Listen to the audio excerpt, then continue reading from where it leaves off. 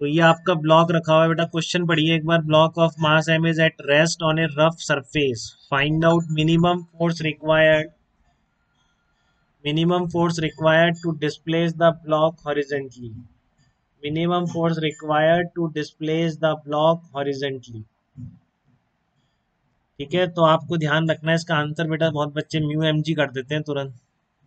ठीक है, बट मैंने मिनिमम हॉरिजेंटल फोर्स नहीं पूछा है, मैंने मिनिमम फोर्स ही पूछा है। तो आप देखो एक वैल्यू आएगी, आप इसको म्यू एम जी से कम फोर्स लगा के भी डिस्प्लेस कर सकते हो।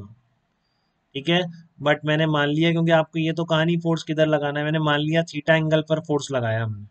क्योंकि थीटा एंगल पे लगाने से क्या बेनिफिट हो रहा है, एक एफ साइन थीटा इधर भी आ जा रहा है। अभी कोई बच्चा ही तो बाहर नहीं है, मेरे को दिख तो रहा नहीं है। हेलो।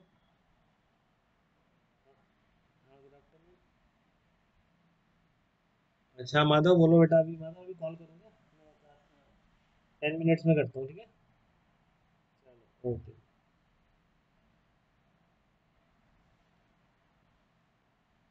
ठीक है, आपका ये फोर्स लग रहा है थीटा एंगल पर। ठीक है, तो आपका इधर एफ साइन थीटा कंपोनेंट आ जाएगा, एफ कॉस थीटा आ जाएगा, इस तरीके से।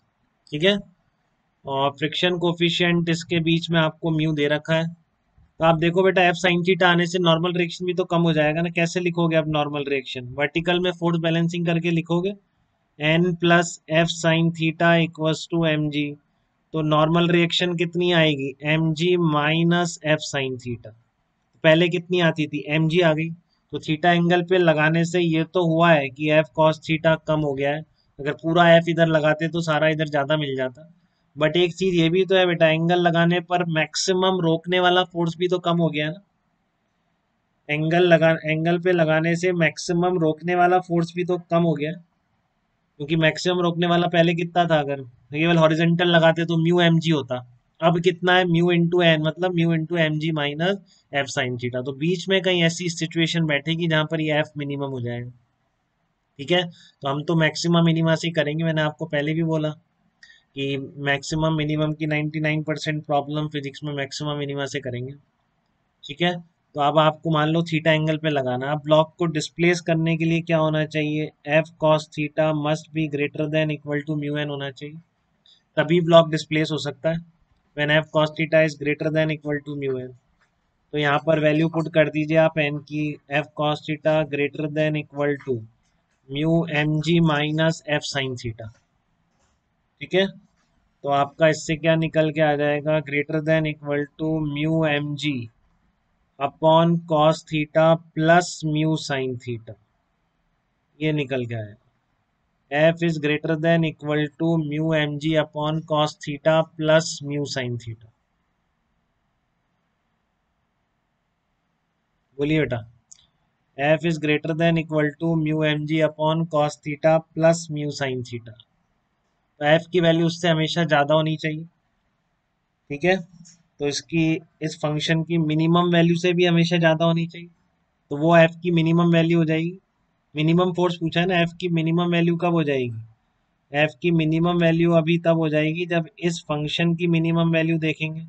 इस फंक्शन की मिनिमम वैल्यू कब होगी? जब ये होगा। म्यू एम जी तो कांस्टेंट है, थीटा ही वेरिएबल है, बाकी चीज़ें चेंज नहीं कर सकते। अब आपको इसकी मैक्सिमम वैल्यू निकालनी है। और इसकी मैक्सिमम वैल्यू अगर आपको याद है, A cos theta plus B sine theta की under root A square plus B square होती है, तो भी अच्छी बात है। नहीं याद है तो इसको मैक्सिमम मिनिमा से निकाल लेते हैं। जेड मान लो इसको थीटा का फंक्शन। तो किस थीटा पर जेड की वैल्यू मैक्सिमम होगी? D Z by D theta कर दो। सबको आता है बेटा इतना डिफरेंशिएशन, एटलीस्ट सबने पढ़ा है इतना मैथ में। हाँ मन निकाल दिया बेटा आपने, बिल्कुल। Minus sine theta plus mu into cos theta, ये आ जाएगा। तो इसको आप जीरो करो तो कितना आ जाएगा? Mu equals to tan theta.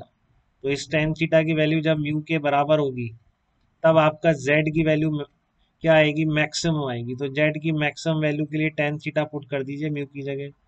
ठीक है, तो आपका कितना आ जाएगा? ये टेन थीटा अगर म्यू है तो cos theta plus sine theta निकालेंगे तो आ जाएगा आपका, ये आ जाएगा one plus under root one plus mu square आ जाएगा। जैसे इस तरह से देख लें, टेन थीटा आपका कितना है? Mu by one.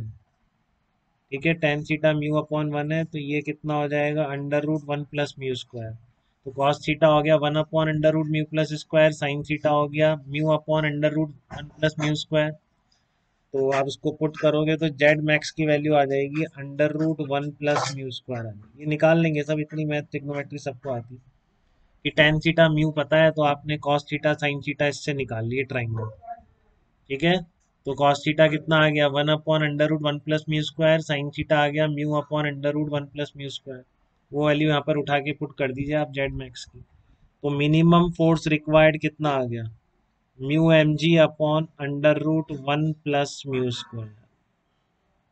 तो इतना मिनिमम फोर्स चाहिए बेटा, ये मैक्सिमम मिनिमम आना चाहिए सब बच्चों को, इतनी प्रैक्टिस हो जाती है कि आपको Z as a function of theta लिखा हुआ है तो जेड की मैक्सिमम वैल्यू निकालनी है। तो G Z by D equal to 0 करके tan theta equal to mu पर, मतलब थीटा की इस वैल्यू पर जेड मैक्सिमम होगा। तो जब टेन थीटा म्यू है तो कॉस थीटा और साइन थीटा आप निकाल सकते हैं। ठीक है, तो जेड मैक्सिमम की वैल्यू आ गई √1+μ²। तो आप इसको उठा के यहाँ पे रख दीजिए। तो ये मिनिमम है, आप देख लीजिए म्यू एम जी से कम है कि नहीं फोर्स, क्योंकि एक वन से पक्का ज्यादा होगी। तो F minimum is less than mu M G, तो आप म्यू एम जी से भी कम फोर्स में इस ब्लॉक को डिस्प्लेस कर सकते हैं।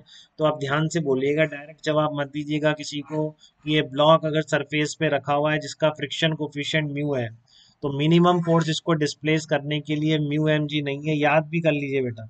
और कितने पे लगाना पड़ेगा वो minimum force, tan theta equal to mu है उसका answer, tan theta equal to mu पे लगाना पड़ेगा।